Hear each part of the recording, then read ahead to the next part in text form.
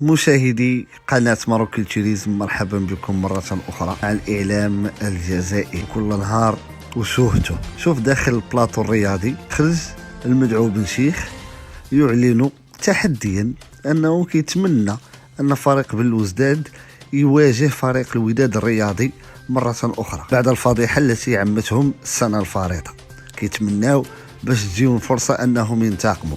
لغتهم كلها انتقام وباغين ياخذوا الثأر من المغرب، سواء كانت سياسيه او رياضيه. ولا ماميلودي شنو قالوا على فريق الوداد؟ لا، ماميلودي صندوقز قويين، احسن فريق في افريقيا. اعتقد الوداد شفناه البارح. انا ليا الوداد اللي جاب لي ربي هو اللي ضعيف بين صندوقز والرجاء.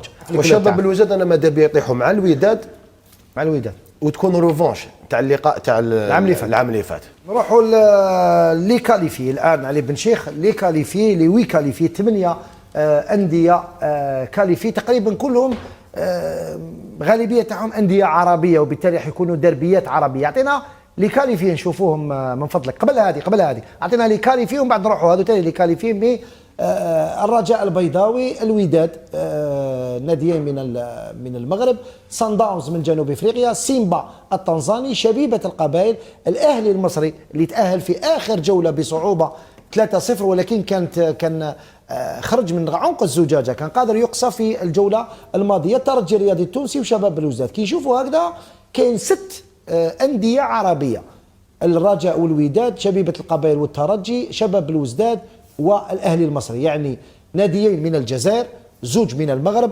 نادي من تونس ونادي من مصر بعد اقصاء الزمالك. صنداونز من جنوب افريقيا وسيمبا التنزاني. نروحوا يا سي علي، اعطينا الصوره الثانيه لتظهر هنا.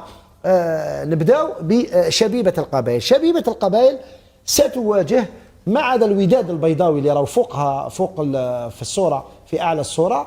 كل الانديه الثلاثه هذوك بامكانها انها تطيح معاهم. واش تبريفيري انت سي علي؟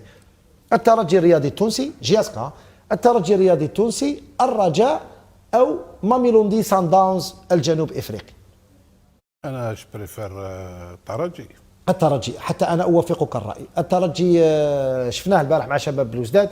جياسكا تواجه الترجي احسن في الثلاثي لانها راح تواجه واحد من هذه الثلاثه، في حين شباب بلوزداد سيواجه واحد من 3 اللي راهم من الفوق ما عدا الترجي: الرجاء، ماميلودي صنداونز، او الوداد البيضاوي. الوداد اللي شاهدناه الامس مع شبيبه القبائل. من تفضل لشباب بلوزداد؟ انطر الرجاء، الوداد، ولا ماميلودي صنداونز؟ لا، ماميلودي صنداونز قويين. احسن فريق في افريقيا. اعتقد الوداد شفناه البارح. انا ليا الوداد اللي جاب لي ربي هو اللي ضعيف بين صنداونز والرجاء. امين اكسس، الله يعلم. واش رايك في جياسكا والسيالبي؟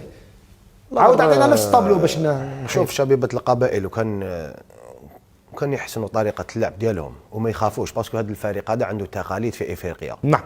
اليوم تشوف انت الاهلي سيفريت تكاليفه بصعوبه، مي كنت تعاود تشوف اللقاء تاعهم البارح داروا كرو ماتش مع فتح مع فتح الملعب حوالي ما باليش انا 70,000 متفرج، ولا تعاود تشوف الاهلي كنا نشوفوا 10 سنوات. ولكن ما راحش نواجهه. نو اني قلت لك اليوم شبيبه القبائل نقول باللي بالك الترجي التونسي ما راهوش الفريق القوي. الترجي التونسي عنده تقاليد، نقول باللي يعرف يسير مقابلات. لي كلاسيين دوزيام يلعبوا مع لي كلاسيين برومي ما عدا اللي كنت تلعب معاه في الكلاب. وشباب الوداد انا ماذا بيا يطيحوا مع الوداد وتكون ريفونش تاع اللقاء تاع العام اللي فات. محمد، شوف كي تشوف هذه الصوره هذه، يعني الحلقه الضعيفه نظن باللي هي شبيبه القبائل. فهاد الثمانيه هذوما لا موجودين. علاش الحلقه الضعيفه؟ علاش الحلقه الضعيفه؟ تحكي على البطوله الوطنيه بصح. لا مش بالنظر اللي ما شاهدناه امس، بالنظر واش شفناه، لان قايس، ولكن يبقى كل احتمالات مفتوحه. يعني حتى شبيبه القبائل تقدر دير نتائج ايجابيه. انا بالنسبه لي شباب بلوزداد قلنا ما عدا شكون؟ الشباب ما عدا الترجي ما عدا الترجي واحد من هذوك 3. هذوك 3 فرق قويين، وشباب بلوزداد فريق قوي. انا بالنسبه لي شباب بلوزداد لا خوف عليه مع اي منتخب، حتى مع صندوقز. حتى مع صندوقز صن قويه. شفته قوي حقيقه، ولكن انا فاز بالنسبه على لي الأهلي شباب الوزداد لا خوف عليه في اطر واش قدم. الى حد الان نقول بلي شباب الوزداد قادر يدير نتائج يعني ايجابيه خارج الديار وداخل الديار. شبيبه القبائل شباب القبائل والله غير شويه صعيب عليهم، لان عندهم